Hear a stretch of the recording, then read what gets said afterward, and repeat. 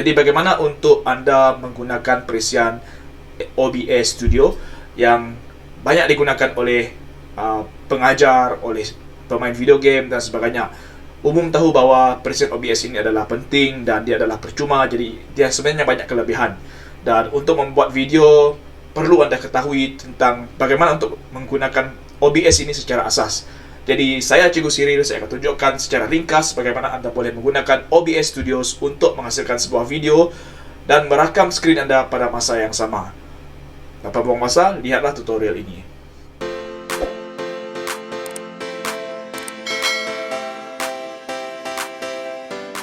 Jadi langkah pertama yang anda perlu buat apabila anda masuk ke dalam OBS Studio ini adalah anda perlu lihatlah keseluruhan skrin ini, anda lihat dengan jelas. Okay, kenal pasti di atas ini adalah bahagian File, Edit, View, Profile, Scene, Collection, Tools dan Help. Di bahagian bawah pula ada bahagian Scene, Sources, Audio Mixer, Scene Transition dan ini adalah bahagian kawalan ataupun control. Jadi yang paling penting di sini adalah dua bahagian, iaitu bahagian Sources dan juga bahagian Control. Sebab inilah yang kita akan gunakan untuk membuat satu rakaman bagi tujuan untuk perkongsian video. Untuk bahagian scene sini, perlu ada sekurang-kurangnya satu scene. Anda boleh tambah berbagai scene, sebab scene ini kita boleh adjust supaya latar belakangnya berlainan dan sebagainya, supaya mudah dia akan terus set. Jadi dalam case ini saya cuma nak tunjukkan bahagian yang ringkas sahaja, basic. Jadi kita pergi kepada scene ini sudah memang ada satu, jadi kita nak tambah sumber ataupun punca untuk rakaman anda. Okay, untuk membuat satu rakaman, kita perlukan tiga bahagian, iaitu satu, rakaman untuk kamera. Kamera daripada komputer anda perlu menunjukkan anda. Itu adalah sumber yang pertama, anda perlukan kamera. Yang kedua adalah audio, iaitu mikrofon. Mikrofon tersebut biasanya dalam bentuk mikrofon seperti yang saya guna ataupun boleh digunakan mikrofon untuk laptop.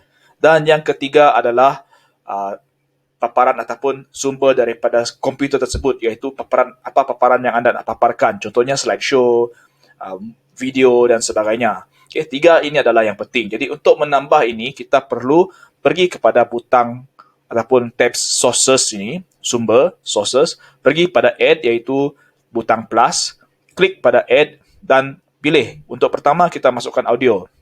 Okay, audio ataupun bunyi yang akan dimasukkan ke dalam rakaman nanti. Okay, untuk memasukkan audio, pergi kepada add tadi, okay, simbol plus ini, simbol tambah, dan pergi pada audio input capture. Klik pada audio input capture dan akan keluar paparan seperti di depan ini, create new ataupun add existing. Anda boleh pilih sama ada nak gunakan yang lama, okay, add existing di sini, ataupun anda boleh buat yang baru. Biasanya kalau first time, create lah yang baru. Okay, pilih create new dan yang bahagian ni audio input capture ni boleh tukar mikrofon. Okay, dan klik OK. Okay, selesai sahaja klik OK itu dia akan keluar satu bahagian device. Okay, biasanya untuk first time guna boleh guna default. Tapi kalau ada banyak sumber untuk rakam suara, contohnya banyak mikrofon seperti saya, maka banyaklah sumber yang boleh diguna pakai. Okay, dalam kes ini saya akan letakkan default supaya mudah dan klik OK. Jadi kita sudah selesai mencipta satu sumber untuk bunyi. Perkara kedua yang anda perlu tambah apabila ingin menunjukkan skrin komputer anda dalam rakaman adalah anda perlu menambah skrin tersebut. Jadi untuk membuat demikian, kita pergi pada bahagian sources lagi sekali, pergi pada add, okay, butang plus tersebut dan pilih video capture. Okay, video capture. Di sini dia suruh seperti juga anda add mikrofon tadi. Create new dengan add existing ada juga, tapi anda boleh ubah perkataan di sini untuk Windows Capture. Saya tak nak ubah. Klik OK dan dia akan mengambil gambaran ataupun menunjukkan rakaman apa yang anda nak tunjukkan. Dalam case ini anda lihat, inilah skrin yang saya ada sekarang, skrin yang saya tengah gunakan. Okay, jadi saya boleh pilih sebenarnya di bahagian Windows bawah ini, saya boleh pilih apa yang saya nak tunjukkan. Okay, saya nak tunjukkan perisian Wondershare ataupun saya nak showkan Chrome saya, okay, ataupun saya nak showkan Windows Explorer saya. Okay, semuanya boleh ditunjukkan di sini. Jadi dia bergantung, okay, anda nak tunjukkan apa. Jadi untuk ini saya tunjukkan Windows saya lah untuk anda lihat. Jadi saya sudah masukkan gambar rajah untuk OBS saya, untuk apa yang saya perlu rakam, dan saya klik OK. Okay, dan yang ketiga adalah anda mahu keluarkan contohnya gambar. Okay, gambar rakaman seperti ini yang anda lihat dalam bulatan kecil ini. Anda nak keluarkan gambar ini keluar supaya ada satu gambar kecil di bahagian tepi skrin anda. Okay, ataupun gambar daripada video ataupun webcam anda. Ini boleh dilakukan dengan cara yang sama. Pergi pada bahagian sources, klik pada add dan pilih video capture devices. Okay, ini akan menambah satu lagi tertingkap. Klik OK sahaja, tak payah ubah apa-apa, dan pilihlah anda nak gunakan device apa. HD webcam ke, ataupun kalau ada kamera 2-3 kamera boleh anda tambah di sini. Dalam kes ini untuk laptop saya cuma ada satu kamera. Jadi bila saya cuma ada satu kamera, saya tak boleh aktifkan kamera itu untuk digunakan untuk tutorial ini. Jadi sebab saya cuma ada satu kamera, bila saya activate HD kamera, saya klik OK, screen kamera daripada OBS ini tidak akan keluar. Okay, jadi sebab saya sedang menggunakan kamera itu untuk merakam sekarang, merakam tutorial tersebut. Oleh itu, anda kena fahamlah bahawa ada 3 perkara yang anda kena letak dalam sources, iaitu video capture devices, Windows capture devices, dan bunyi mikrofon. Untuk mikrofon ini, untuk memastikan bahawa mikrofon anda berfungsi, pastikan di bahagian bawah audio mixer ini, bila anda bercakap, bar ini, bar berwarna ini, dia bergerak. Kalau dia tak bergerak, maksudnya mikrofon itu tidak menangkap suara tersebut. Jadi pastikan 3 ini sudah berfungsi, boleh digunakan. Dan kemudian untuk merakam skrin komputer anda, termasuk dengan anda dalam kamera seperti yang anda lihat di depan ini, anda perlu pergi kepada bahagian controls. Di bahagian controls ini, pergi pada start recording. Bila anda tekan start recording, dia akan mula merakam apa yang anda nampak di sini. Anda boleh mula bercakaplah, anda boleh mula buat rakaman anda. Dan bila anda siap membuat rakaman, anda boleh klik stop recording.